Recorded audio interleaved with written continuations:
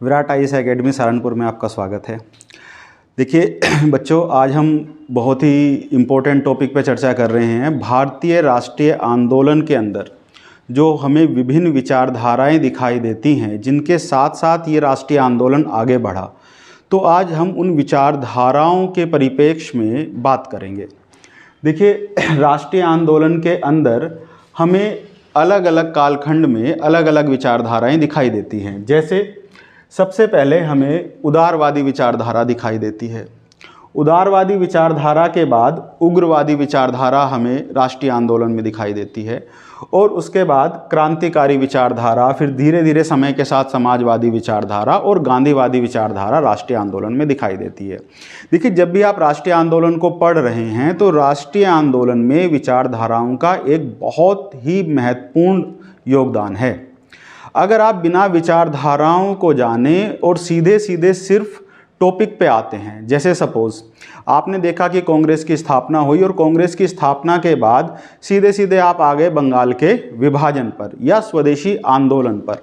लेकिन अगर आपने ये नहीं देखा या ये जाना नहीं कि कांग्रेस की जो स्थापना हुई उसके पीछे क्या विचारधाराएं काम कर रही थी, और कांग्रेस की जब कांग्रेस की स्थापना हुई तो उस समय किस तरीके से जो प्रारंभिक राष्ट्रवादी लीडर्स थे वो किन आइडियोलॉजीज़ को साथ लेकर काम कर रहे थे, तब तक आपको उस समय में जो भी घटनाएं घटित हुई हैं उनके बारे में पूरी जानकारी प्राप्त नहीं होगी।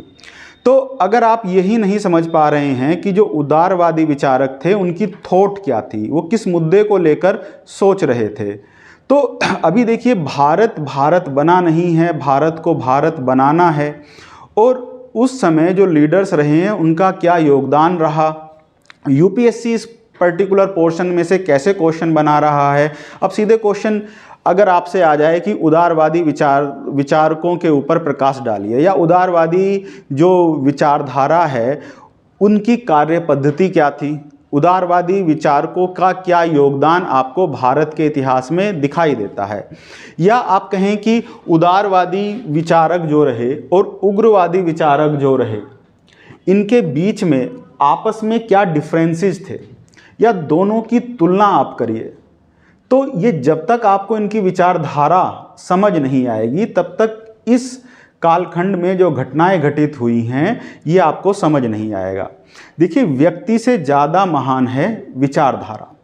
अब अगर आप बात करते हैं विश्व इतिहास में कि आपने मार्क्स को पढ़ा, ठीक है, तो मार्क्स तो इम्पोर्टेंट है ही, लेकिन मार्क्स से ज़्यादा इम्पोर्टेंट है मार्क्स की विचारधारा जो आज तक प्रासंगिक है।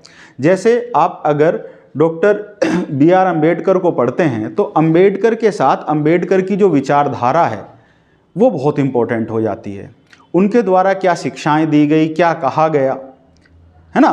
तो अब अगर आपने अम्बेडकर की विचारधारा को नहीं जाना तो आप अम्बेडकर को नहीं समझ सकते। अगर आपने गांधी को समझना है तो गांधी की विचारधारा को आपको पढ़ना पड़ेगा। इसीलिए यूपीएससी अगर आप गत वर्षों के प्रश्न पत्रों पर निगाह डालोगे तो हर बार वो इन्हीं किसी विचारधाराओं में से एक क्वेश्चन बना रहा है, और ये क्वेश्चन जो है ये आपका बड़े क्वेश्चंस में आएगा। ठीक, जैसे अभी का जो पैटर्न है कि 250 वर्ड्स में लिखिए।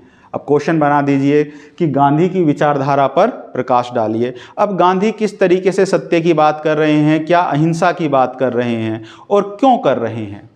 तो गांधीवादी आंदोलन को समझने के लिए आपको पहले गांधी की विचारधारा को जानना होगा। तो अगर हम बात करें राष्ट्रीय आंदोलन में अलग अलग विचारधाराओं की, तो सबसे पहली विचारधारा आती है उदारवादी विचारधारा। अब उदारवादी विचारधारा आपको दिखाई दे रही है कांग्रेस की स्थापना के समय से। आप कह सकते हैं कि 1885 का जो टाइम पीरियड रहा जब कांग्रेस की स्थापना हो रही है, और 1905 तक का टाइम पीरियड जब बंगाल का विभाजन हुआ, तो ये जो टाइम पीरियड रहा, इस टाइम पीरियड को हम उदारवादी विचारधारा या उदारवादी विचारकों का समय मानते हैं।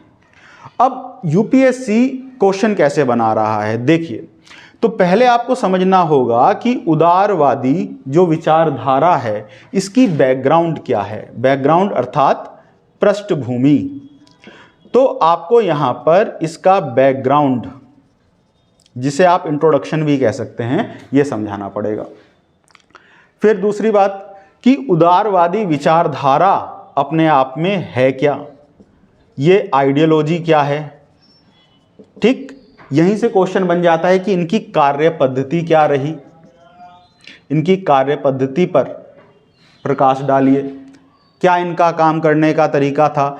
ठीक है, तो इनकी जो भी काम करने का तरीका था वो तभी समझ पाएंगे जब आप इनकी विचारधारा को समझ पाएं। अब क्वेश्चन आपसे पूछ लिया जाए कि उदारवादी विचारकों की क्या डिमांड्स थी, अर्थात क्या मांगे थी, तो आपको बताना पड़ेगा कि उदारवादी विचारकों ने राष्ट्रीय आंदोलन के दौरान क्या क्या अपनी मांगे प्रमुखता से उठाई। और फिर यूपीएससी एक बहुत इंपॉर्टेंट क्वेश्चन बनाता है कि उदारवादी विचारकों का भारत के इतिहास में मूल्यांकन करिए। तो देखिए, जब मूल्यांकन की बात आती है तो दोनों पहलुओं पर बात होगी। ठीक, सकारात्मक भी और नकारात्मक भी। दूसरे शब्दों में कहें तो इनका क्या योगदान रहा, अर्थात क्या कंट्रीब्यूशन आपको इंडियन हिस्ट्री में मॉडरेट्स आइडियोलॉजी का दिखाई देता है। ठीक है, साथ ही साथ आप इनकी सीमाओं पर भी चर्चा करेंगे कि आपको इनकी क्या सीमाएं अर्थात लिमिटेशंस दिखाई देती हैं। समझ गए बात को? तो अब उदारवादी विचारधारा में से हमें इतनी डायमेंशंस प्राप्त होती है। तो सबसे पहले उसकी बैकग्राउंड को जानने का प्रयास करेंगे, फिर हम बात करेंगे कि राष्ट्रीय आंदोलन में उदारवादी विचारधारा क्या है, इनकी कार्य पद्धति क्या थी, क्या इनका वर्किंग पैटर्न था, साथ ही साथ इन्होंने क्या अपनी मांगे प्रमुखता से ब्रिटिश सरकार के सामने रखी, और फिर जो यूपीएससी का बहुत ही इंपॉर्टेंट क्वेश्चन बन के आता है कि इसका मूल्यांकन करिए। अब देखिए, ये जो क्वेश्चंस होते हैं ये सिर्फ आप मेंस के लिए ही नहीं, साथ ही साथ इंटरव्यू में बहुत बड़ा रोल प्ले करते हैं। अब अगर इंटरव्यू में आपसे पूछ ले कि उदारवादी विचारकों का क्या योगदान आप भारतीय इतिहास में देखते हैं, और आपको दे दिए जाएं 20 सेकंड, ठीक, तब आपको 20 सेकंड 30 सेकंड में अपनी बात को रखना है। तो जब तक सब्जेक्ट के ऊपर आपकी पकड़ नहीं होगी, कॉन्सेप्ट नहीं बिल्डअप होगा, तब तक सिर्फ फैक्ट याद करने से कुछ नहीं होगा। इसलिए हम कहते हैं कि अगर यूपीएससी की तैयारी करनी है तो पहले कॉन्सेप्ट को पकड़िए। तो जब तक आप कॉन्सेप्ट को नहीं पकड़ेंगे, सही तरीके से कॉन्सेप्ट पर अपनी पकड़ नहीं बनाएंगे, तब तक वो चीज़ें आपके लिए बेहतर नहीं होंगी। ठीक है, तो अब हम शुरुआत करते हैं। आज का जो हमारा लेक्चर का एजेंडा रहेगा वो रहेगा उदारवादी विचारधारा से। ठीक है, बाद में आगे चलकर हम उग्रवादी विचारधारा की बात करेंगे। तो स्टार्ट करते हैं उदारवादी विचारधारा से, और उदारवादी विचारधारा की पहले हम बैकग्राउंड की बात करते हैं। देखिए, तो अब अगर हम बात करें कि उदारवादी विचारक कह क्या रहे हैं, अब अगर देखें तो जो उदारवादी विचारक हैं ये हमें दिखाई देते हैं जैसे ही राष्ट्रीय आंदोलन शुरू हो रहा है, या आप कहेंगे कांग्रेस की जो स्थापना हो रही है। अब जो उदारवादी विचारक हैं इनमें प्रमुख हैं गोपाल कृष्ण गोखले, फिरोज शाह मेहता, रानाडे, है ना, और बहुत इंपॉर्टेंट दादा भाई, यानी दादा भाई नौरोजी।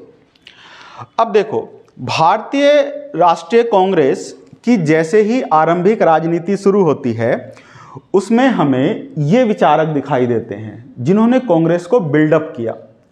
अब गोपाल कृष्ण गोखले, फिरोज शाह मेहता, एमजी रानाडे, दादा भाई नौरोजी का एक बड़ा योगदान आपको राष्ट्रीय आंदोलन में दिखाई देता है। अब देखिए, जो इनकी विचारधारा है, जो उदारवादी विचारक की जो विचारधारा है, उसमें सबसे इंपॉर्टेंट बात है कि इन लोगों ने हमेशा ब्रिटिश न्यायप्रियता में विश्वास किया। That means belief in British justice. अब जो उदारवादी विचारक हैं वो ये मान रहे हैं कि भारत में जो ब्रिटिश शासन है ये भारत में वरदान है। देखिए ये एक बहुत बड़ा अंतर है।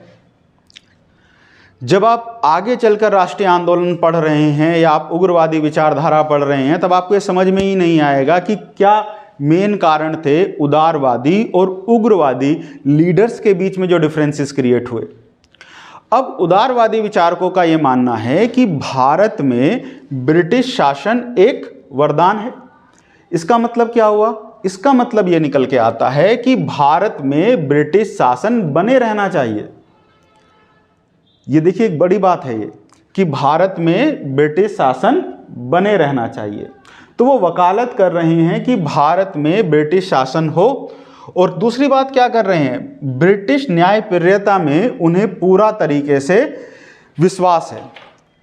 तो क्या बात कहना चाह रहे हैं वो? उनका कहना है कि हमें ब्रिटिश शासन में और साथ ही साथ ब्रिटेन की संसद में और ब्रिटेन की जनता में पूरा विश्वास है कि वो भारत में ब्रिटिश रूल लागू करेंगे। British rule. तो अब अगर आपको उदारवादी विचारधारा अगर समझनी है तो पहले आपको जानना पड़ेगा कि वो किस ब्रिटिश रूल की बात कर रहे थे। ठीक है? तो जब तक आप इस ब्रिटिश रूल को नहीं समझोगे तब तक आप उदारवादी विचारकों को नहीं समझोगे, तब तक आप ये नहीं समझ पाओगे कि वो कौन सी न्यायप्रियता की बात कर रहे हैं। आप ये नहीं समझ पाएंगे कि वो कौन से क्या बात कर रहे हैं कि ब्रिटिश शासन भारत में वरदान है, अर्थात ब्रिटिश शासन भारत में बना रहना चाहिए। वो बात कर रहे हैं कि ब्रिटेन की जनता और हमें वहाँ की संसद में पूरा विश्वास है। देखिए दादा भाई नौरोजी की एक बुक है। आप अगर एक पुराना लेक्चर मेरा देखें तो उसमें मैंने basically British economic policy discuss की थी। उसमें लैंड रेवेन्यू पॉलिसी हम लोगों ने चर्चा में लेके आए थे। तब उसमें हमने भू राजस्व नीति, कृषि का वाणिज्यीकरण, इससे संबंधित कुछ मुद्दों को छुआ था। अब देखिए अगर आप ब्रिटिश इकोनॉमिक पॉलिसीज़ को पढ़ें जिसमें अंग्रेज़ों की भू राजस्व नीति आ जाती है, अंग्रेज़ों का कृषि ने किस तरीके से उन्होंने कॉमर्शलाइजेशन ऑफ क्रॉप्स किया, क्यों किया, उसके क्या निहितार्थ थे अंग्रेजों के, उससे भारत को क्या नुकसान हुआ, उसका निगेटिव इम्पैक्ट भारत पर क्या पड़ा, ब्रिटिश एम्पायर को किस तरीके से उसमें फ़ायदा मिला या पॉजिटिव इम्पैक्ट उन पर क्या पड़ा, किस तरीके से उन्होंने भारत में इंडस्ट्री का डी इंडस्ट्रियलाइजेशन कर दिया, अर्थात भारत के हस्तशिल्प उद्योगों का पतन कर दिया। और फिर बाद में आप पढ़ते हैं दादा भाई नौरोजी किस तरीके से एक बुक लेके आ रहे हैं जिस बुक का नाम ही है the poverty and un British rule in India.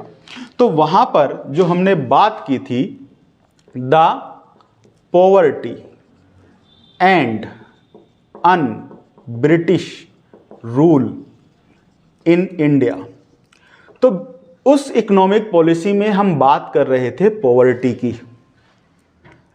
इस लेक्चर में थोड़ा समझाने का प्रयास करूंगा आपको कि ये पॉवर्टी है क्या, किस गरीबी की जो है दादा भाई नौरोजी बात कर रहे हैं।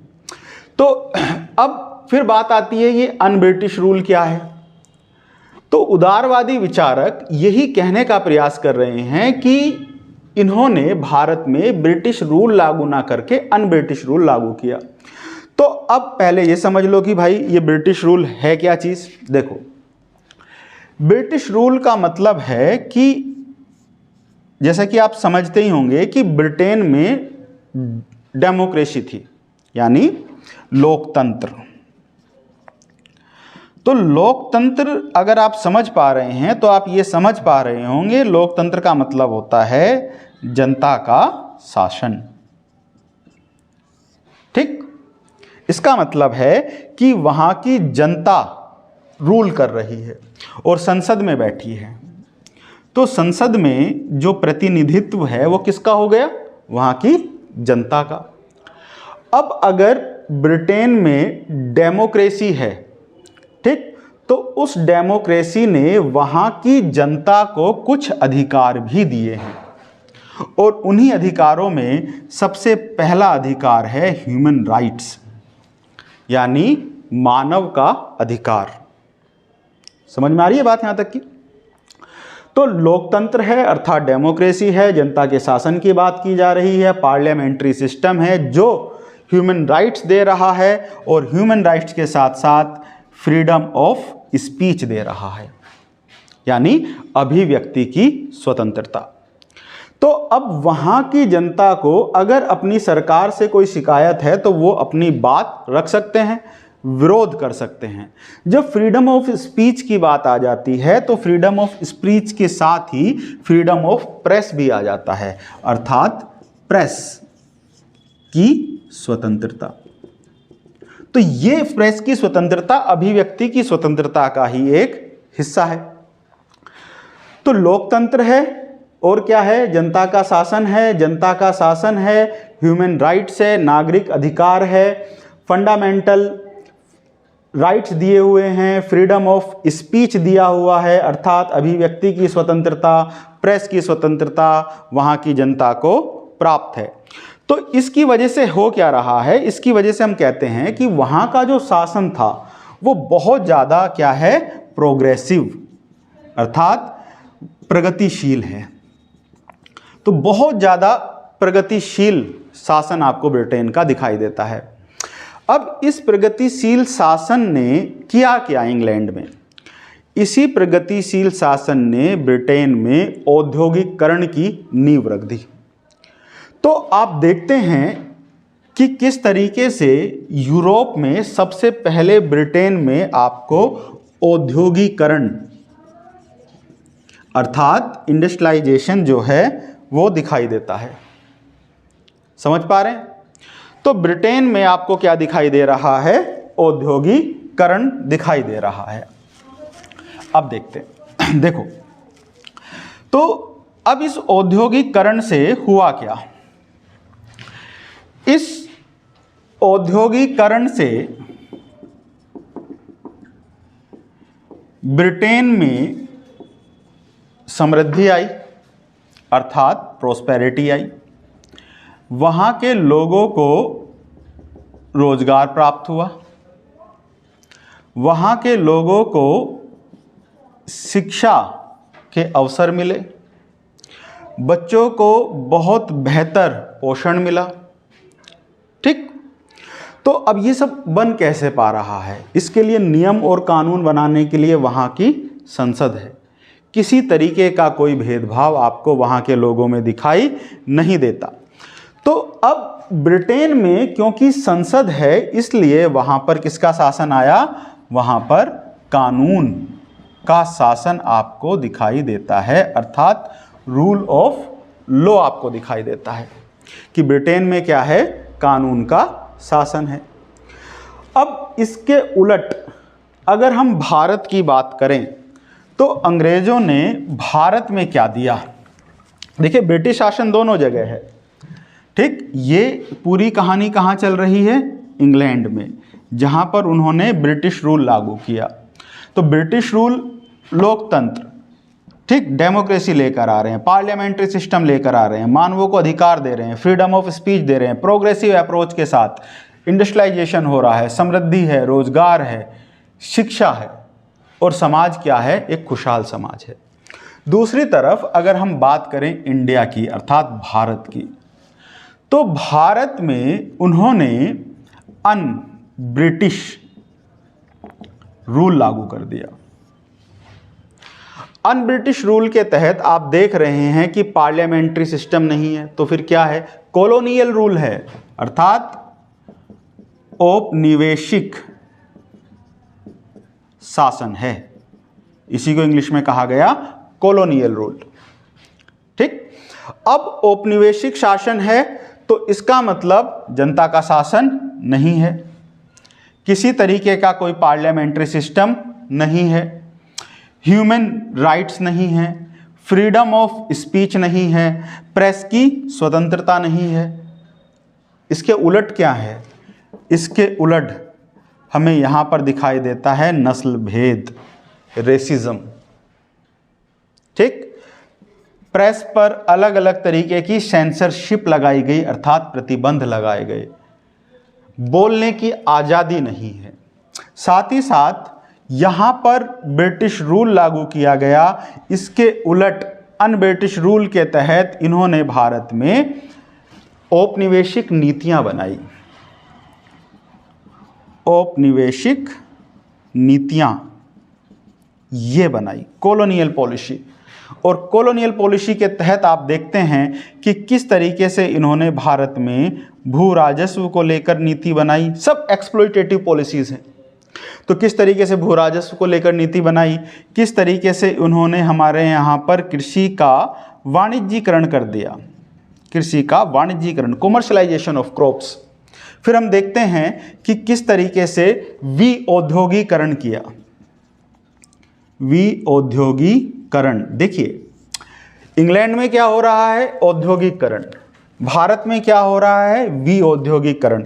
विऔद्योगीकरण का ही मतलब है हस्तशिल्प उद्योगों का पतन, decline of craft industry in India. तो क्या कर रहे हैं, बेसिकली विऔद्योगीकरण कर रहे हैं। यहां पर क्या कर रहे थे, औद्योगिकरण कर रहे थे। तो जब औद्योगिकरण हुआ तो वहां पर क्या आया, समृद्धि आई, रोजगार आई और शिक्षा आई। और इसके उलट भारत में शिक्षा में डाउनवर्ड फिल्ट्रेशन थ्योरी लागू की जा रही है। पढ़ेंगे आप बेटी शिक्षा नीति में इस बात को डिटेल से। तो देखिए, अब ये अंतर हमें दिखाई देता है ब्रिटिश रूल में और साथ ही साथ अन ब्रिटिश रूल में। तो एक तरफ इंग्लैंड में ब्रिटिश रूल लागू किया गया और दूसरी तरफ भारत में क्या लागू किया जा रहा है, औपनिवेशिक नीतियां, भू राजस्व नीतियां, कृषि का वाणिज्यीकरण, विऔद्योगीकरण। अब देखिए, तो जब औपनिवेशिक नीतियां लागू की तो भू राजस्व नीति के तहत अंग्रेजों ने मैक्सिमम टैक्स इंपोज किया, अधिकतम लगान, अधिकतम लगान। अलग अलग भू राजस्व नीति आप पढ़ेंगे, ठीक, किस तरीके से स्थायी बंदोबस्त, महलवाड़ी, रैयतवाड़ी, भू राजस्व नीतियां अलग अलग हैं, भारत के अलग अलग क्षेत्रों पर इंप्लीमेंटेड है, लेकिन ऑब्जेक्टिव, उद्देश्य समान था। उद्देश्य क्या था, भारत से मैक्सिमम लगान वसूल करना, मैक्सिमम एक्सप्लॉयटेशन ऑफ इंडियंस, ये ऑब्जेक्टिव रहा। जब कृषि का वाणिज्यीकरण किया तो इस कृषि के वाणिज्यीकरण के तहत इन्होंने नगदी फसलों की खेती पर बल दिया। इसको क्या कहा जाता है, इसको कहा जाता है कॉमर्शलाइजेशन ऑफ क्रॉप्स। अब जूट की खेती करिए, नील की खेती अर्थात इंडिगो हार्वेस्टिंग करवा रहे हैं, अफीम का उत्पादन करवा रहे हैं, तंबाकू का उत्पादन करवा रहे हैं, चाय के बागान लगवाए गए। तो पूरा का पूरा अंतर्राष्ट्रीय मार्केट को उठाते हुए, उसको ध्यान में रखते हुए इस खेती पर बल दिया गया। तो आप देखेंगे जब कृषि का वाणिज्यीकरण पढ़ेंगे किस तरीके से इन्होंने इंटरनेशनल ट्रेड को अपने पक्ष में बैलेंस किया। ठीक, तो खेती भारत में हो रही है और मुनाफा किनको मिल रहा है, अंग्रेजों को मिल रहा है और यूरोपीय व्यापारियों को मिल रहा है, और शोषण किसका हो रहा है, भारतीयों का हो रहा है। समझ पा रहे हैं बात को। अब भू राजस्व नीति लागू कर दी गई, कृषि का वाणिज्यीकरण लागू कर दिया गया। अब यूरोप में जो औद्योगिकरण हुआ, अब देखिए यूरोप में जब औद्योगिकरण हो रहा है तो इसके लिए यूरोप में क्या है कि एक तो वहाँ पर फैक्ट्री मेड गुड्स तैयार हो रहे हैं, दूसरा यूरोप को क्या चाहिए, एक बाजार चाहिए, और वो बाजार कैसा हो जिसमें वो अपना सामान बेच सकें। और यही बाजार तो उन्हें दिखाई दे रहा है कहाँ पर, भारत में। तो इसीलिए भारत के उद्योग धंधों को समाप्त किया जा रहा है और यहाँ पर क्या लागू किया जा रहा है, विऔद्योगीकरण। अब इससे क्या हुआ, इससे भारत का जो मजदूर है, जो हस्तशिल्प उद्योग का कारीगर है, जो क्राफ्ट्समैन है, वो बेरोजगार हो गया। तो अब आप देखिए, अधिकतम लगान के चलते जो पर कैपिटा इनकम होनी चाहिए वो डिक्रीज हो जाएगी। लोगों की जो क्रय शक्ति है अर्थात बाइंग पावर वो कमज़ोर हो जाती है। अब लोगों के पास कैपिटल ही नहीं बचा है, मैक्सिमम लगान वो वसूल कर रहे हैं। दूसरी तरफ जब नकदी फसलों की खेती पर बल दिया तो फूड ग्रेन क्रॉप्स यानी जो अनाज खाद्यान्न अनाज है, तो अब जो खाद्यान्न अनाज है इसमें क्या हो जाएगी, कमी आ जाएगी। यहाँ से क्या हुआ, यहाँ से व्यक्ति की यानी भारतीय की जो क्रय शक्ति है अर्थात बाइंग पावर इसमें कमी हो गई। यहाँ से क्या हुआ, विऔद्योगिकरण से उनके हाथ से उनके रोजगार छिन गए। भारत का जो बाजार था वो किसने अपने आप कैप्चर कर लिया, यूरोप ने कैप्चर कर लिया। अब इससे क्या चीज़ें हो रही हैं, अब एक तरफ तो हाथ में पैसा नहीं है, दूसरी तरफ खाद्यान्न भारत में शॉर्ट हो गया और अब बाजार भी नहीं है, किसी तरीके का कोई आप सामान अपना बनाकर बेच नहीं सकते।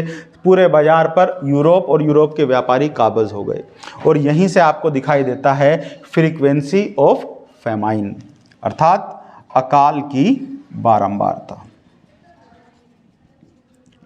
तो जब आप बात करते हैं कि अकाल की बारंबारता हमें ब्रिटिश टाइम पीरियड में दिखाई देती है, देखिए ये सरकारी आंकड़ा है कि ब्रिटिश टाइम पीरियड के दौरान लगभग 3.5 करोड़ से ज़्यादा भारतीय भूखमरी से मर गए, भूख से मर गए।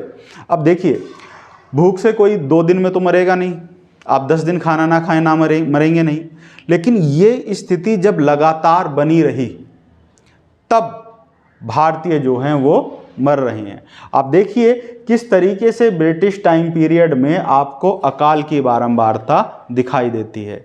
इसी बात को दादा भाई नौरोजी लिख रहे हैं अपनी book the poverty and un British rule in India. तो ये इस पॉवर्टी की बात कर रहे हैं दादा भाई नौरोजी जो ब्रिटिश इकोनॉमिक पॉलिसी से आई।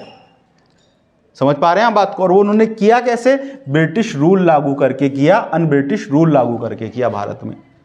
तो इसीलिए दादा भाई नौरोजी जब ब्रिटेन की पार्लियामेंट में बोल रहे हैं तब वो बोलते हैं, इस बात को समझा रहे हैं, क्योंकि दादा भाई नौरोजी वो व्यक्ति हैं जिन्होंने ड्रेन ऑफ वेल्थ का सिद्धांत दिया, धन की निकासी का सिद्धांत दिया। और उन्होंने ये बात समझाई किस तरीके से ब्रिटिशर्स भू राजस्व के जरिए, कृषि के वाणिज्यीकरण के जरिए, डी इंडस्ट्रियलाइजेशन के जरिए भारत से धन को निकाल रहे हैं। और इसमें एक बहुत बड़ा रोल प्ले किया development of railway in India. समझ रहे हैं। अब जब क्वेश्चन बनता है कि भारत ने रेलवे में क्या किया, डिस्कस करिए, तब आप ये नहीं बना सकते कि पहली रेल यहां से यहां तक चली जी, फला तारीख को चली। अब इसका क्या रेलेवेंस है यूपीएससी में, ठीक। ये तो एसएससी का बच्चा भी बता रहा है कि मुंबई से थाने के बीच में रेल चली। अब अगर आप सिविल की तैयारी कर रहे हैं तो उसमें क्वेश्चन बनेगा, लिखिए आप एक क्वेश्चन लिख के देखने का प्रयास करिएगा कि रेलवे ने भारत में वो किया जो अन्यत्र किया, ठीक। अब देखिए ये यूपीएससी के क्वेश्चंस की डायमेंशंस है कि रेलवे ने भारत में वो किया जो अन्यत्र किया। समझ पा रहे हैं बात को। तो अब ये बिल्कुल अलग सेंस में पूछा गया क्वेश्चन है। क्वेश्चन पॉजिटिव फ्रेमिंग में है, लेकिन इसका जब कंक्लूजन निकलेगा तो वो नकारात्मक में जाएगा। वो तभी आप समझ पाएंगे जब आप ब्रिटिश इकोनॉमिक पॉलिसी को ध्यान से पढ़ेंगे, तब आप इस क्वेश्चन का उत्तर दे पाएंगे। एक बार यही क्वेश्चन यूपीएससी ने, ये पहले क्वेश्चन आया हिस्ट्री ऑप्शनल में, फिर इसी क्वेश्चन को जीएस में रिपीट किया, और रिपीट करते हुए क्या कर दिया कि रेलवे ने भारत में वो नहीं किया जो अन्यत्र किया। बात समझ में आ रही है। इसी से निकाला गया क्वेश्चन था जब कार्ल मार्क्स का वो स्टेटमेंट आता है कि जिस देश में कोयला और लोहा हो और उस देश में अगर उद्योग का या परिवहन का मैकेनाइजेशन हो जाए अर्थात मशीनीकरण हो जाए तो वहां औद्योगिकरण होगा। इस कथन की समीक्षा करिए। यानी कार्ल मार्क्स के कोट को भारत के संदर्भ में पूछ लिया गया, तो उसमें आपको पूरी ब्रिटिश इकोनॉमिक पॉलिसी एक कोट्स में समझानी पड़ती है। इतनी डेप्थ आपके क्वेश्चंस में दिखाई देगी। अब देखिए, पढ़ रहे हैं हम क्या, राष्ट्रीय आंदोलन में विभिन्न विचारधाराएं, और उसमें कितना बड़ा इंपॉर्टेंट रोल है किसका, ब्रिटिश इकोनॉमिक पॉलिसीज का। तो अगर आपको ब्रिटिश इकोनॉमिक पॉलिसीज क्लियर नहीं है तब तक आप ब्रिटिशर्स में कि जो राष्ट्रीय आंदोलन में जो विचारधाराएं निकल कर सामने आई और उसमें भी खास तौर से उदारवादी विचारधारा, वो आप एक्सप्लेन ही नहीं कर पाएंगे। जब दादा भाई नौरोजी ब्रिटेन की संसद में ये बात बोल रहे हैं कि किस तरीके से भारतीय जो है वो आधे पेट जीवन जीता है और आधे पेट जीवन जीते ही बड़े सुकून से मर जाता है, जब ब्रिटिशर लगान वसूल रहे हैं और वो कह रहे हैं भारतीय पर जब लगान वसूला जा रहा है तो वो कह रहा है कि पीठ पे मार लो भैया, पेट पर मत मारो, पेट में बड़ा दर्द होता है। वो दर्द किस चीज़ का है पेट में, वो दर्द है उस भुखमरी का, वो उस आधे पेट भोजन का। आप पढ़िए किस तरीके से भारतीय इतिहासकारों ने इस बात का वर्णन किया है। आप जब अब एनसीईआरटी पढ़ेंगे तब आप पढ़ेंगे विपिन चंद्रा, एक बहुत बड़े राइटर, किस तरीके से इस बात को कैसे कोट में डालकर लिख रहे हैं। और वो कह रहे हैं कि दादा भाई नौरोजी इस तरीके के स्टेटमेंट दे रहे हैं कि पीठ पर मार लो भैया, पेट पर मत मारो, पेट पर मारोगे तो बड़ा दर्द होता है, कुछ तो खाने के लिए छोड़ दो। ये ब्रिटिश इकोनॉमिक पॉलिसीज भारत में हमें उस दौरान दिखाई देती है और इस वजह से भारत में आपको फ्रीक्वेंसी ऑफ फेमाइन्स दिखाई देते हैं। दूसरी बात, तो उदारवादी विचारकों ने किया क्या, उदारवादी विचारकों ने ब्रिटिश में, भारत में जो अन ब्रिटिश रूल है इसको एक्सप्लेन किया और अंग्रेजों की नीतियों की आर्थिक समीक्षा पेश कर दी कि भारत में दुख का कारण क्या है। देखिए अब ब्रिटिश इकोनॉमिक पॉलिसी से भारत में आया क्या, इसको और थोड़ा समझिए। भारत में इन ब्रिटिश इकोनॉमिक पॉलिसी से ऋणग्रस्तता आई, अर्थात डेब्ट इकोनॉमी, एक डेट इकोनॉमी आपको भारत में दिखाई देगी। तो भारत में क्या आई, ऋणग्रस्तता अर्थात डेप्टनेस आई, और क्या आई, भुखमरी आई, और क्या आया, निर्धनता आई, और क्या आया, अकाल आया। That is called frequency of famines. वहां आपको क्या दिखाई दे रहा था, वहां आपको दिखाई दे रहा है इंडस्ट्रियलाइजेशन, प्रोस्पेरिटी। समझ पा रहे हैं बात को।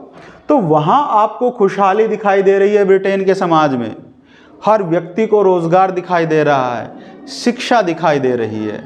और भारत से कंपेयर करें तो भारत में नस्ल भेद दिखाई दे रहा है।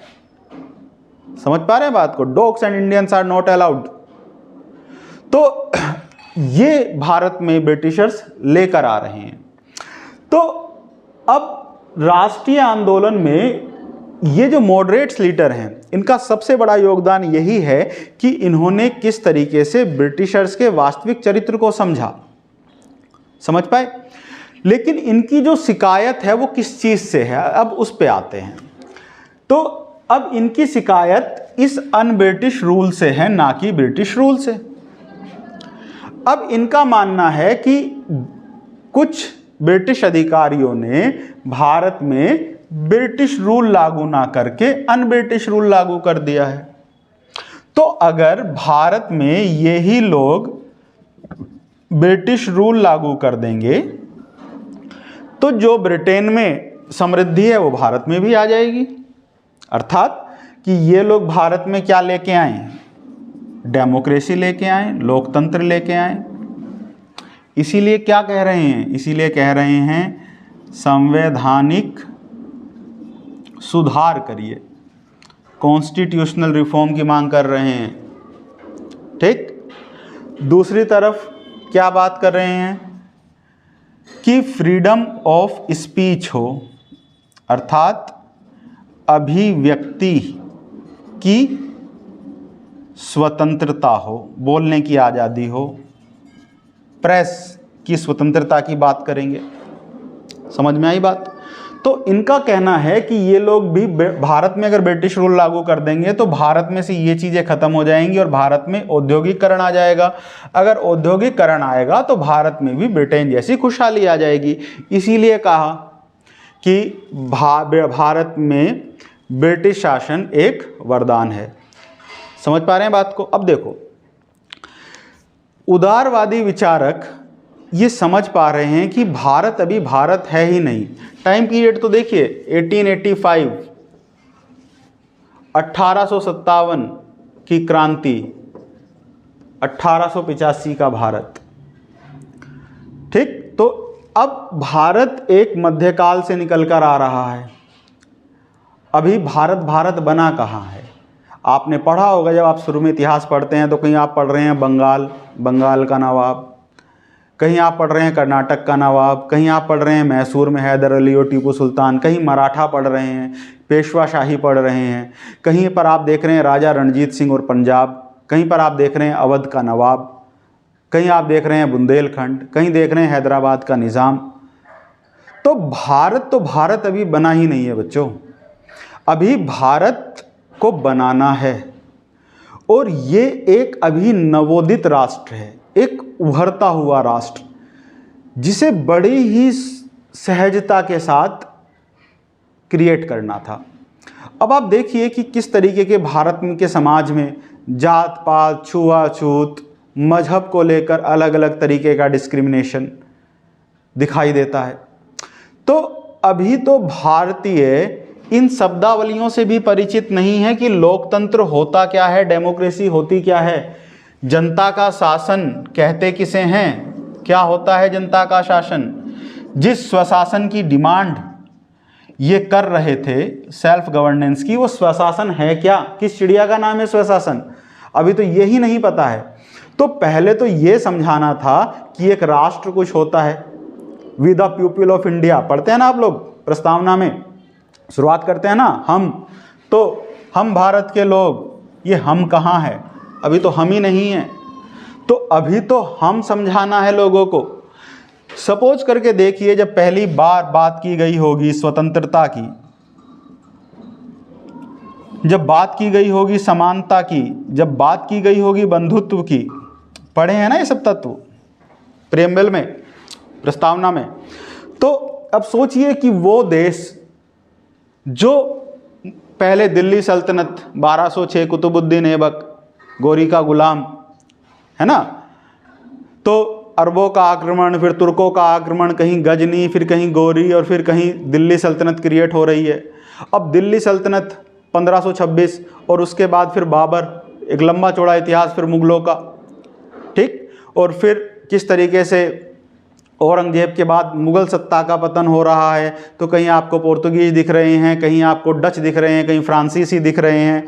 तो अलग अलग टाइम पीरियड पर अलग अलग रोल।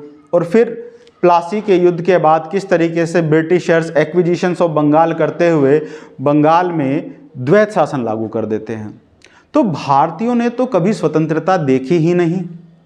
तो कितनी पीढ़ियाँ बीत गई होंगी जो बात करेंगे कि कहीं स्वशासन नाम की कोई चिड़िया होती होगी। तो कौन सा शासन, किसका शासन? तो कोई पंजाबी है, कोई मराठी है, कोई बंगाली है, और उसमें भी ज़्यादा कोई हिंदू है, कोई मुसलमान है, और उसमें भी कोई अपर कास्ट है और कोई लोअर कास्ट है। तो ये इस तरीके से अलग अलग मजहब, धर्म, संप्रदायों में बटा हुआ समाज। आप सोच के देखिए, कल्पना करके देखिए, जब कोई एक व्यक्ति किसी दूसरे व्यक्ति के हाथ से पानी नहीं पीना चाह रहा है, वो राष्ट्रीय आंदोलन में साथ लड़ लेगा? कल्पना करके देखिए, जब कोई व्यक्ति एक दूसरे व्यक्ति के साथ बैठने के लिए तैयार नहीं है, उसको अपने साथ बैठने में उसको समस्या है, तो राष्ट्रीय आंदोलन में कैसे कंधे से कंधा मिलाकर वो अंग्रेजों का सामना करेगा? ठीक, इसलिए विचारधारा इंपॉर्टेंट है। तो आप देखेंगे किस तरीके से उग्रवादी लीडरशिप यानी तिलक, आप पढ़ेंगे किस तरीके से गांधी इन सब समस्याओं से लड़ते हुए भारत को खड़ा करेंगे, यहाँ की जनता में एक विश्वास जगाने का प्रयास करेंगे। तो यहाँ तक की बात आपको समझ में आनी चाहिए।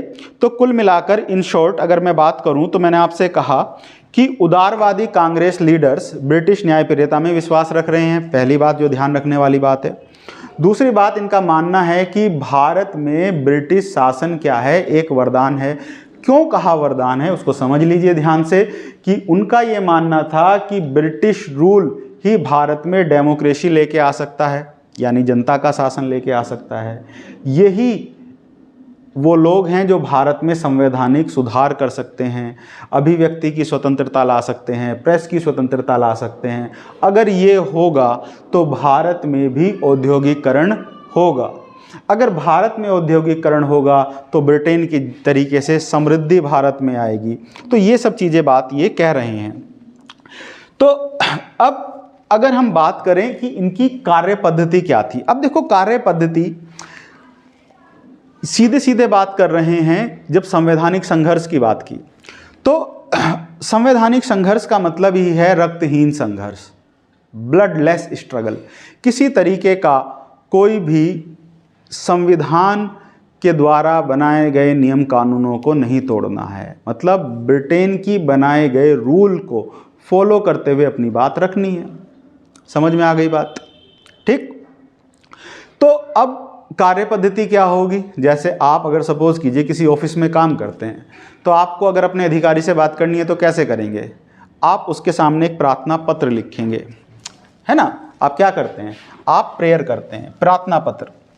ठीक। अगर आपका प्रार्थना पत्र सपोज कीजिए उसने कोई जवाब नहीं दिया प्रार्थना पत्र का, तो आप प्रार्थना पत्र को क्या कहेंगे? फिर से रिमाइंडर डालेंगे कि सर फला फला तारीख में हमने आपको एक प्रार्थना पत्र लिखा था और आपने उस पर कोई एक्शन नहीं लिया, कृपया करके उस प्रार्थना पत्र को एक्सेप्ट करिए। समझ में आ गई बात? तो प्रार्थना पत्र लिख रहे हैं, प्रतिवेदन दे रहे हैं। रिमाइंडर मतलब प्रतिवेदन। तो बेसिकली क्या कर रहे हैं? प्रेयर कर रहे हैं। ठीक। किस तरीके से करेंगे? संवैधानिक मार्ग पर चलकर, कॉन्स्टिट्यूशनल वे से। समझ में आ गई बात? हिंसा नहीं होगी किसी भी तरीके की, नॉन वायलेंस, कोई हिंसा नहीं है, सिर्फ संवैधानिक रास्ते पर चलकर अपनी बात को रखा जाएगा। तो कॉन्स्टिट्यूशनल तरीके से अपनी बात करेंगे। उसके लिए सहारा क्या लेंगे? उसके लिए सहारा लेंगे भाषण का, स्पीच देंगे, लेख लिखेंगे, पत्र पत्रिकाओं में, न्यूज़पेपर्स में लेख लिखे जाएंगे। समझ में आ गई बात?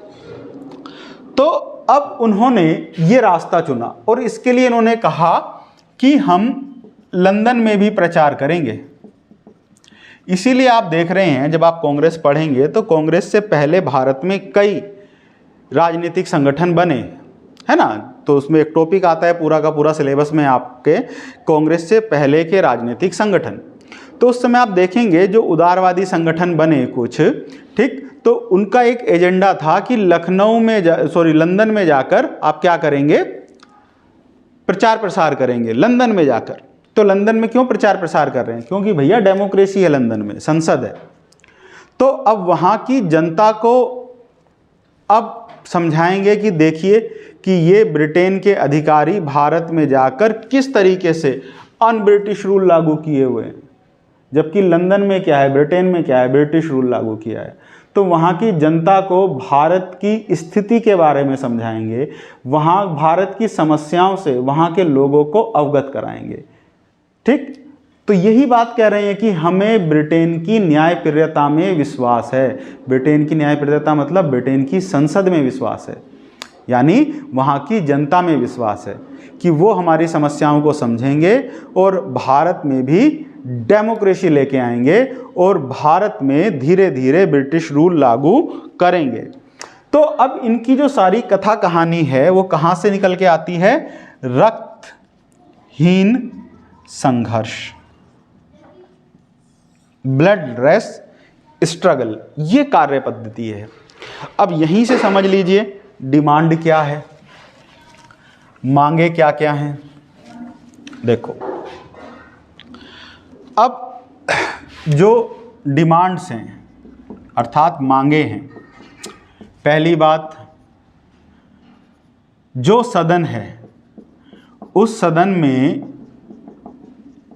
भारतीयों की संख्या को बढ़ाया जाए, अर्थात लेजिस्लेटिव असेंबली में भारतीयों की संख्या को इंक्रीज करिए। दूसरी बात, निर्वाचन पद्धति को लेके आइए, जो सिविल सेवा है उस सिविल सेवा का भारतीयकरण करिए। भारतीयकरण बहुत इंपॉर्टेंट पॉइंट है ये राष्ट्रीय आंदोलन का। लगातार डिमांड रही इनकी इंडियनाइजेशन ऑफ सिविल सर्विस। ठीक, आप पढ़ेंगे किस तरीके से समय समय पर भारतीयों की आयु को कम किया गया अलग अलग गवर्नर्स के द्वारा। ठीक, लिटन का नाम आप पढ़ते हैं। तो किस तरीके से बात की गई कि सिविल सेवा में भारतीयों की संख्या को बढ़ाइए और मैक्सिमम उम्र को इंक्रीज करिए ताकि भारतीय भी इसमें क्या कर सकें, हिस्सा ले सकें, ज़्यादा से ज़्यादा पार्टिसिपेशंस भारत में हो। दूसरी तरफ हम देखते हैं कि ब्रिटेन में इसके लिए एग्ज़ाम हो रहा था, आगे चलकर लंदन में एग्ज़ाम की व्यवस्था हो गई थी। तो ये कह रहे हैं कि सिर्फ लंदन में एग्ज़ाम क्यों ले रहे हो भाई, लंदन के साथ साथ भारत में भी सिविल सर्विस का एग्ज़ाम कंडक्ट करवाइए। ये एक बड़ी डिमांड रही कि लंदन के साथ साथ भारत में भी सिविल सर्विस का एग्ज़ाम हो। और दूसरी बात, बहुत इंपॉर्टेंट पॉइंट, कि जो सेना में के लिए इतना खर्च कर रहे हो उतना खर्च क्यों करते हो, वो खर्चा भारत के डेवलपमेंट पर करिए, यानी सेना के व्यय में कमी करिए। बहुत इंपॉर्टेंट डिमांड रही। फिर एक और इंपॉर्टेंट मांग रही कि जो शस्त्र अधिनियम है उसमें परिवर्तन किया जाए। इसका मतलब क्या है, इसका मतलब ये है कि भारतीयों को भी आत्मरक्षा के लिए हथियार रखने का लाइसेंस दिया जाए। कहानी समझ में आ गई? ठीक है, मांगे समझ ली आप लोगों ने। ठीक, कार्य पद्धति समझ ली, विचारधारा समझ ली। ठीक है, तो विचारधारा बहुत सिंपल है कि भारत में अंग्रेज ही हैं जो लोकतंत्र ला सकते हैं, अंग्रेज ही हैं जो संवैधानिक सुधार कर सकते हैं। क्लियर? इसलिए भारत में ब्रिटिश शासन बने रहना चाहिए। अब आते हैं मूल्यांकन पे। देखो, मूल्यांकन यूपीएससी के क्वेश्चंस का एक बहुत इंपॉर्टेंट पार्ट होता है। वो आप तभी समझ पाएंगे जब आप पूरे कॉन्सेप्ट को अच्छी तरीके से क्लियर करेंगे। अब जब हम मूल्यांकन की बात करेंगे तो उसमें पहले बात करेंगे योगदान की, कि उदारवादी विचारकों का योगदान क्या रहा। देखो, अब अगर आपने ये सब चीज़ें समझ ली हैं तो आपको योगदान बहुत आसानी से समझ में आ जाएंगे। अब आप आराम से लिख सकते हो। देखो, सबसे पहले जब हम बात करते हैं कि इन्होंने पहली बार बात की लोकतंत्र की, पहली बार बात की स्वतंत्रता की, समानता की, बंधुत्व की, इन शब्दों की बात की। ये बात कर रहे हैं नेशनलिज्म की, राष्ट्रवाद की, राष्ट्रीय आंदोलन, नेशनलिज्म, नेशनल मूवमेंट। क्या है राष्ट्र? तो यही मैं आपको समझाने का प्रयास कर रहा हूं कि पहले तो ये समझिए कि ये राष्ट्र अभी बना नहीं है, भारत अभी राष्ट्र बनने की ओर अग्रसर है। तो इन उदारवादी विचारकों का सबसे बड़ा योगदान जो है कि इन्होंने भारत की आधारशिला रखी है। एक मजबूत आधारशिला रखने का इन्होंने प्रयास किया।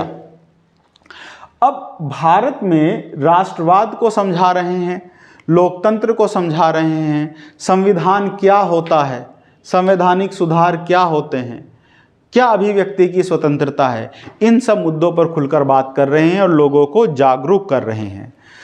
तो अब जब लोगों को समझाया कि भाई स्वशासन कुछ होता है, स्वशासन, सेल्फ गवर्नेंस, ठीक है, वो बात अलग है कि डोमिनियन स्टेटस की बात कर रहे हैं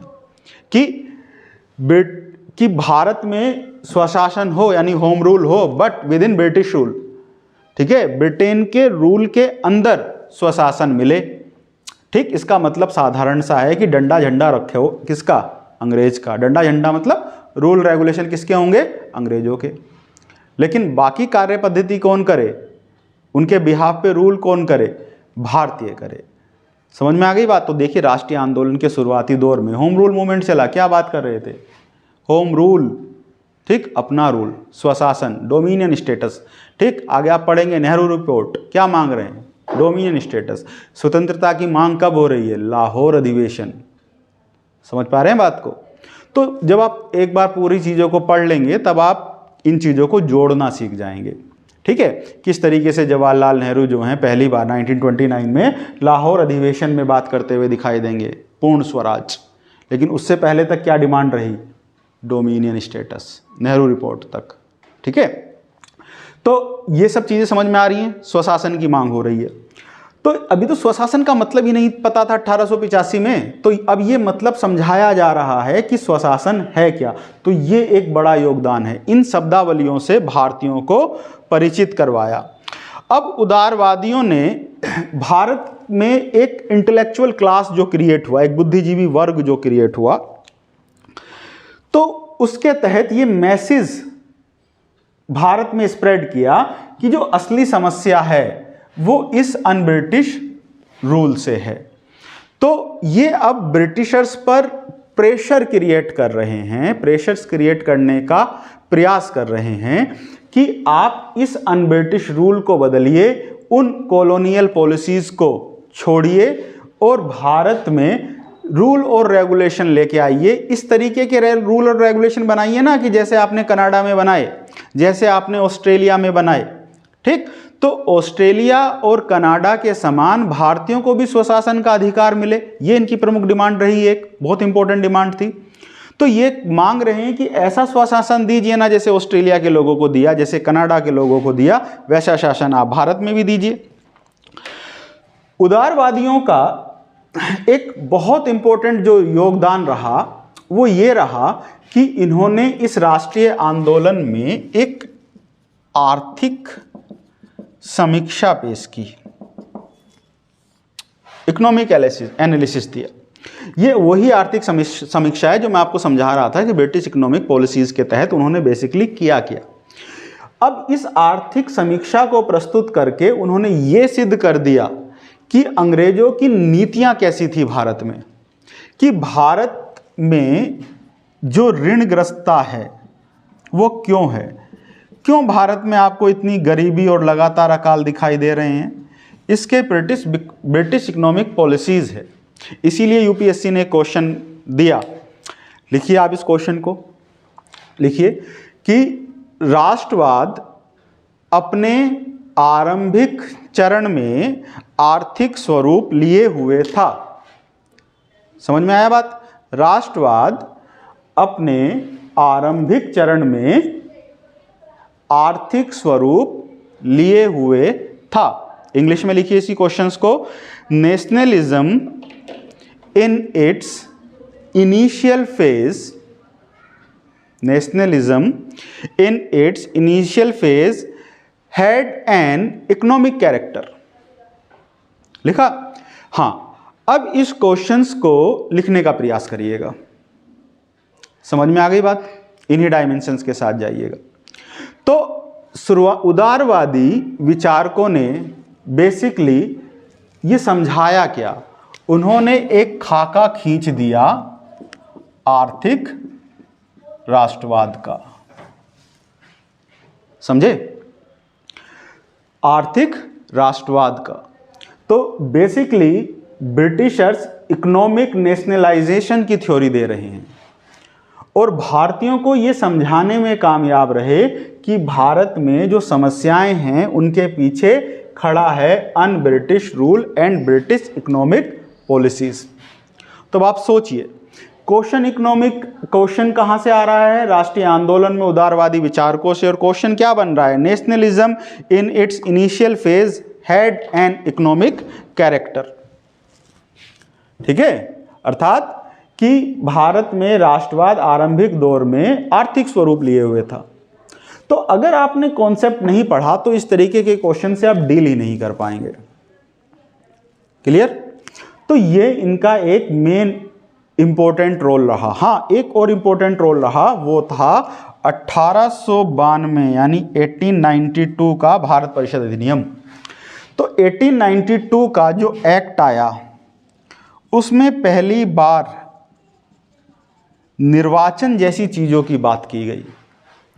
ठीक, तो जब आगे आप बंगाल का विभाजन पढ़ेंगे तो बंगाल के विभाजन के पीछे एक बहुत बड़ा कारण बनकर उभरेगा 1892 के एक्ट में निर्वाचन की बात कहना और किस तरीके से मुस्लिम समाज के अंदर इस बात को लेकर डर बैठाया गया। ठीक है, अगली वीडियो में मैं जब उग्रवादी विचारधारा को पढ़ाऊंगा आपको, तब उस पर इस बारे में बात करने का प्रयास करेंगे। तब हम सांप्रदायिकता पे भी थोड़ी बहुत चर्चा करेंगे, तब यहाँ से चीज़ों को मैं उठाऊंगा, ठीक है। क्योंकि अगर आपने उदारवादी विचारक पढ़े और उग्रवादी विचारक नहीं पढ़े तो ये टॉपिक इनकम्प्लीट रह जाता है, ठीक है। क्योंकि क्वेश्चन कैसे बन रहा है, पिछले कुछ सालों के पेपर उठा के देखिए, अब वो तुलना करवा रहा है उग्रवादी विचारकों की, किससे करवा रहा है, उदारवादी विचारकों से। तो जब तक आपने उदारवादी विचारक नहीं पढ़े, फिर उग्रवादी विचारधारा को नहीं समझा, तो समझेंगे ना किस तरीके से लाल बाल पाल बात कर रहे हैं, ठीक है। वो बात क्या कर रहे हैं, वो बात कर रहे हैं जनसंघर्ष की, वो बात कर रहे हैं हिंसा होती है तो हो, वो बात कर रहे हैं निष्क्रिय प्रतिरोध की। तिलक स्पष्ट रूप से बोलते हैं कि उदारवादी विचारकों की ये जो नीति है ये राजनीतिक भिक्षावृत्ति है। अंग्रेज क्या मुझे स्वशासन देंगे, स्वशासन मेरा जन्मसिद्ध अधिकार है, it is my birth right, ये बात बोल रहे हैं बाल गंगाधर तिलक। तो आपने सिर्फ ये नारा नहीं देखना है कि बाल गंगाधर तिलक ने क्या नारा दिया, ये नारा किसने दिया कि स्वराज मेरा जन्मसिद्ध अधिकार है। तो तिलक तो स्वराज की बात कर रहे हैं, तिलक बात कर रहे हैं कि संघर्ष करेंगे तब जाके आज़ादी मिलेगी। वो पूरी की पूरी उदारवादी विचारधारा को कटघरे में रख के खड़ा कर देते हैं।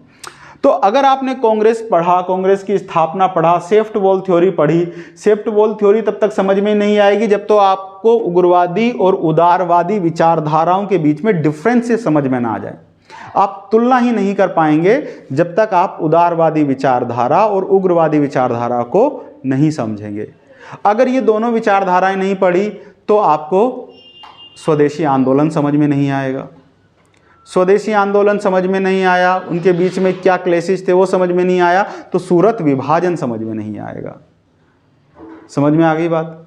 तो इसके लिए उस समय की जितनी भी कालखंड की घटनाएं हुई, जो आप पढ़ते हैं कि सीधे सीधे आपने पढ़ा कि 1857 की क्रांति हुई और 1857 की क्रांति के बाद सीधे बंगाल का विभाजन स्टार्ट कर दिया। बीच में देख लिया कांग्रेस की स्थापना, उससे संबंधित कुछ फैक्ट रट लिए, कुछ संस्थाओं के नाम पढ़ लिए और सीधे बंगाल के विभाजन आप आ गए। सीधे सीधे बंगाल का विभाजन, सूरत विभाजन, स्वदेशी आंदोलन, है ना, और सीधे सीधे होम रूल आंदोलन। तो ये आपका सिर्फ ऊपर ऊपर से आप उन चीज़ों को पढ़ रहे हैं और समझने का प्रयास कर रहे हैं। इसलिए आइडियोलॉजी को पढ़िए। जब आप आइडियोलॉजी को पढ़ेंगे और समझेंगे तो उन घटनाओं को आप अच्छे से समझ पाएंगे। तो अब समझिए आप इसकी लिमिटेशंस, ठीक है। तो देखो, राष्ट्रीय आंदोलन में अगर आपसे क्वेश्चन पूछ लिया जाए, राष्ट्रीय जो आपका उदारवादी विचारधारा थी, इसकी सीमाएं क्या थी। देखिए, इसकी सीमा सबसे बड़ी ये रही कि ये लंबे समय तक अंग्रेजों के वास्तविक चरित्र को समझ ही नहीं पाए और बहुत लंबे समय तक ये विश्वास करते रहे कि ब्रिटिश जो हैं भारत में डेमोक्रेसी लेके आएंगे। समझ में आ रही है बात। तो ब्रिटिश न्यायप्रियता में ये एक लंबे समय तक विश्वास जमाए रखे। और दूसरी सबसे बड़ी बात कि इन्होंने इस पूरे मूवमेंट में कहीं भी आम जनता की बात नहीं की। उदारवादी विचारकों का ये मानना था कि जो आम जनता है ये अशिक्षित है भारत की। अब क्योंकि ये अशिक्षित है तो इसे ये समझ ही नहीं आएगी क्या ये इकोनॉमिक थ्योरी है, क्या इकोनॉमिक एनालिसिस है। तो इन्होंने आम जनता को इस राष्ट्रीय आंदोलन से अलग रखा। इस आम जनता की ताकत को समझने में ये विफल रहे। यही एक बड़ा कारण है जिसके लिए आप गांधी को राष्ट्रीय आंदोलन में इतना महत्व देते हैं। गांधी वो व्यक्ति हैं जिन्होंने इस आम जनता को ब्रिटिश साम्राज्यवाद के खिलाफ खड़ा कर दिया, वो भी कैसा, निहत्ता, सत्य और अहिंसा के साथ।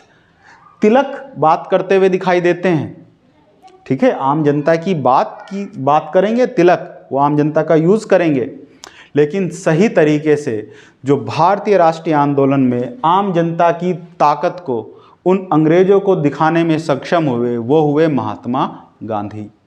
तो जब आप गांधी की आइडियोलॉजी पढ़ते हैं तब आप देखते हैं किस तरीके से एक तरफ गांधी और एक तरफ ब्रिटिश साम्राज्यवाद, वो साम्राज्यवाद जिसके बारे में कहा जा रहा था जहां पर कभी अंधकार ही नहीं होता, सूरज नहीं छिपता अंग्रेजों के राज में, ऐसे लोगों के सामने गांधी जैसे व्यक्ति ने